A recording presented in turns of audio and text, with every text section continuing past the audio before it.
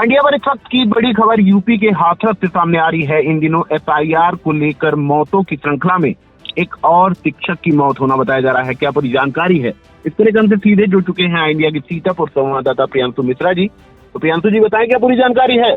जी अरुणेश, आपको बता दें कि इस वक्त जो उत्तर प्रदेश समेत देश के 12 राज्यों में एसआईआर की प्रक्रिया चल रही है, स्पेशल इंटेंसिव रिवीजन, उसको लेकर लगातार जो प्रेशर है, चाहे हम बीएलओ हों या अन्य कर्मचारी हों, सहायक बीएलओ हों, उन पर काम का अत्यधिक दबाव है। हालांकि निर्वाचन आयोग ने पहले ये जो तिथि थी 4 दिसंबर थी एसआईआर फॉर्म जमा करने की अंतिम तिथि और डिजिटलाइज करने की अंतिम तिथि, उसको बढ़ाकर 11 दिसंबर जरूर कर दिया, लेकिन तब तक काफी देर हो चुकी थी। आपको बता दें कि लगातार ऐसी खबरें आ रही हैं उत्तर प्रदेश के कई अलग अलग जनपदों से, जहां पर बीएलओ की मौत होनी बताई जा रही। कई बीएलओ ने जो है अपनी जीवन लीला भी समाप्त कर ली। और इस वक्त जो जानकारी मिल रही है ये उत्तर प्रदेश के हाथरस जिले से मिल रही है, जहां पर बताया जा रहा है कि एसआईआर कार्य में लगे एक शिक्षक की आज सुबह जो है तबीयत बिगड़ी और उसकी मौत हो गई। बताया जा रहा है कि शिक्षक जो है एसआईआर काम के कारण डिप्रेशन में था। ऐसे आरोप मृतक शिक्षक की पत्नी ने भी जड़े हैं। सुबह स्कूल जाते वक्त वह चक्कर खाकर गिर गया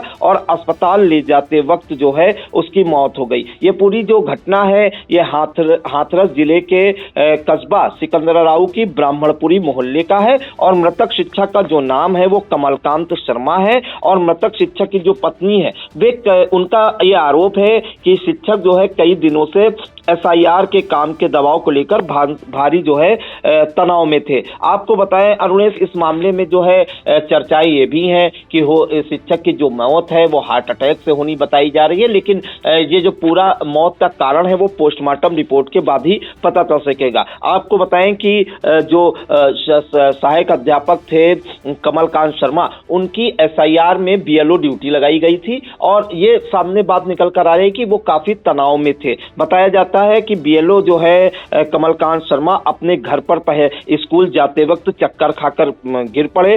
परिवार के लोग उन्हें इलाज के लिए अलीगढ़ ले जा रहे थे, तभी रास्ते में ही उन्होंने दम तोड़ दिया। पत्नी का कहना है कि उन पर काम का बहुत प्रेशर था, लगातार कॉल आ रहे थे, जिसके चलते वो परेशान थे। आपको जैसा मैंने बताया, हाथरस के सिकंदराऊ कस्बे के ब्राह्मणपुरी मोहल्ले का ये पूरा मामला है। और कमलकांत शर्मा जो 40 वर्ष जिनकी उम्र बताई जा रही है, पुत्र देवेंद्र कुमार शर्मा, ये नावली गांव लालपुर में सहायक अध्यापक के पद पर तैनात थे और बीएलओ का कार्य कर रहे थे।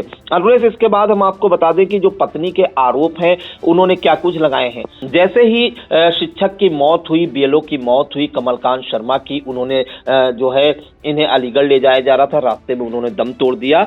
उसके बाद जो है पूरे परिवार में कोहराम मच गया। चूंकि उनके 4 अभी छोटे छोटे बच्चे हैं और पत्नी के सिर से जो है एक पति का साया और बच्चों के सिर से पिता का साया हमेशा के लिए उठ गया है। तो इस मामले में जो पत्नी है नीलम शर्मा, उनका ये आरोप है कि अधिकारियों के फोन आते थे और काम का दबाव ज्यादा था। मैंने कई बार समझाया कि काम का इतना प्रेशर ना ले, लेकिन वो समझ नहीं रहे थे। आज सुबह अचानक जीने से उतर रहे थे, तभी चक्कर खाकर गिर गए।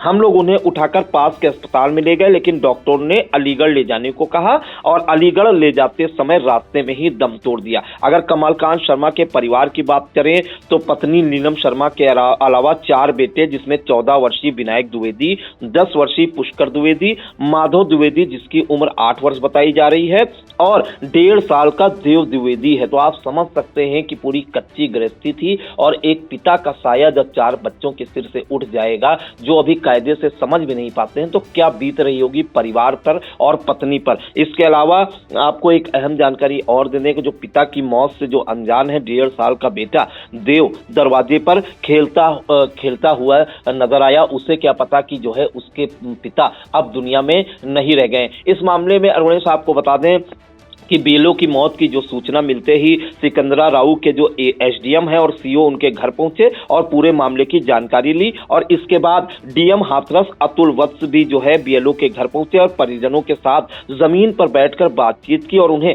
हर संभव मदद का भरोसा दिलाया। इस दौरान उन्होंने एक बड़ा ऐलान किया है कि जो बीएलओ की मृतक बीएलओ कमलकांत शर्मा है, उनकी पत्नी को जो है कोई नौकरी दिलाने की वो देख रहे हैं, किसी तरह से उनकी डिटेल ली है, उनको कहीं ना कहीं जो है नौकरी दिलाई जाएगी। साथ ही उन्होंने एक ऐलान और किया है कि जो इनके बच्चे हैं, चारों बच्चे, उनके लिए एफडी जो है में पैसा इन्वेस्ट किया जाएगा। जितने भी प्रशासनिक अधिकारी और कर्मचारी हैं उनका एक दिन का वेतन जो है काट कर उसका पैसा जो है चारों बच्चों के नाम एफडी कर दी जाएगी। साथ ही इनके जो 3 बच्चे पढ़ रहे हैं वो जब तक पढ़ेंगे उसका खर्चा जो है जिला प्रशासन की ओर से कराया जाएगा। ये जो है जिलाधिकारी जो अतुल वत्स हैं हाथरस के, उन्होंने बड़ा ऐलान किया है। साथ ही उन्होंने एक बात और कही है, उन्होंने इस बात से इनकार कर दिया है कि बीएलओ कमलकांत शर्मा पर जो है काम का दबाव था, इस कारण से उनकी मौत हुई है। हालांकि उन्होंने एक बात स्पष्ट की है, पोस्टमार्टम रिपोर्ट के बाद ही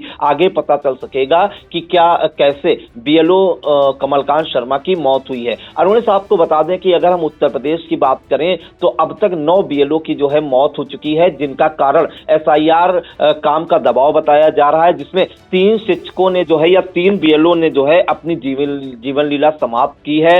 उसमें से 4 बीएलओ की हार्ट अटैक से मौत होनी बताई जा रही है, 2 बीएलओ को जो है ब्रेन हेमरेज की बात सामने आ रही है। तो कहीं ना कहीं जो एसआईआर काम का दबाव है ये बड़ा कारण निकल कर आ रहा है। लगातार बीएलओ और सहायक बीएलओ की जो है मौत हो रही है। अब उत्तर प्रदेश के हाथरस जिले में सहायक अध्यापक और बीएलओ कमलकांत शर्मा की मौत होने की खबर ने जो है सबको झकझोर कर रख दिया है और हाथरस के जिला प्रशासन में हड़कंप मचा दिया है रुणेश। और इस मामले में हम आपको सुना देते हैं जिलाधिकारी जो है अतुल वत्स, उन्होंने क्या कुछ जानकारी दी। ये एक बहुत ही ट्रैजिक और अनफॉर्चुनेट इंसिडेंट है और हम लोगों को सुबह 11:15 बजे इस चीज़ की सूचना मिली थी कि ऐसे ऐसे एक बीएलओ का कुछ वो बीमार वगैरह थे, वो हॉस्पिटल जाते ऑन द वे उनका डेथ हो गया, स्वर्गवास हो गया।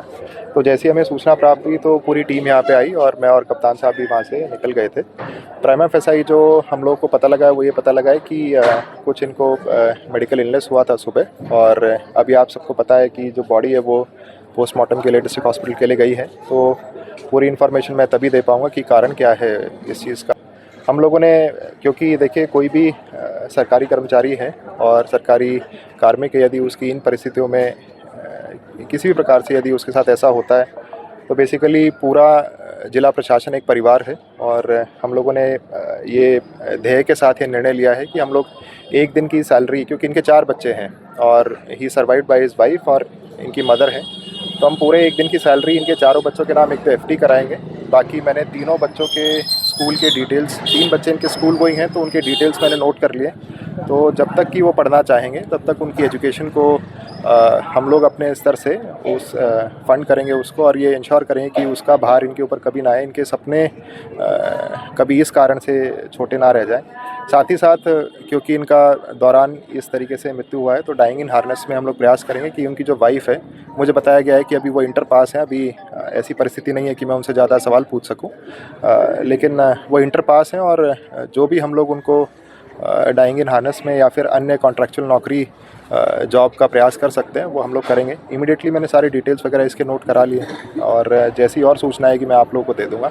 ये एक अच्छे कार्मिक थे और इनका ऐसा नहीं है कि किसी अन्य कारण से इनका कोई लॉस हुआ है, इनका काम भी अच्छा था, मैंने वो काम भी चेक कराया है, तो कोई अंडर प्रेशर वगैरह की कोई ऐसी बात नहीं। तो ये पूरी जानकारी थी। जिलाधिकारी अतुल वत्स मृतक बीएलओ के घर पहुंचे, पीड़ित जो परिवार है उनको ढांढस बताया और हर संभव मदद का भरोसा भी दिलाया। रुणेश जी बिल्कुल, ये बड़ी खबर यूपी के हाथरस से सामने आ रही है जहां पर एक शिक्षक की मौत हो गई है। मृतक शिक्षक की जो पत्नी है नीलम शर्मा, उसका ये आरोप है कि चूंकि जो शिक्षक है वो इन दिनों जो है एसआईआर को लेकर के काम कर रहे थे, उनका आरोप है कि काफी प्रेशर था और जो है उनके मौत का कारण अभी हार्ट अटैक बताया जा रहा है। फिलहाल उच्चाधिकारियों का उनके घर पर पहुंचना जारी है। जिलाधिकारी अतुल वत्स के द्वारा जो है इन आरोपों से इनकार किया गया है। फिलहाल जरूरत की जो मदद है वो उपलब्ध कराने का उन्हें आश्वासन भी दिया गया है। फिलहाल ऑल इंडिया की नजरें इन तमाम मामलों में बनी हुई हैं। जैसे ही अगली कोई अपडेट हमें पता आती है हम अपने दर्शकों को सबसे पहले व सबसे सटीक पहुंचाएंगे। तो इन तमाम जानकारियों के लिए प्रियांशु जी आपका बहुत बहुत धन्यवाद।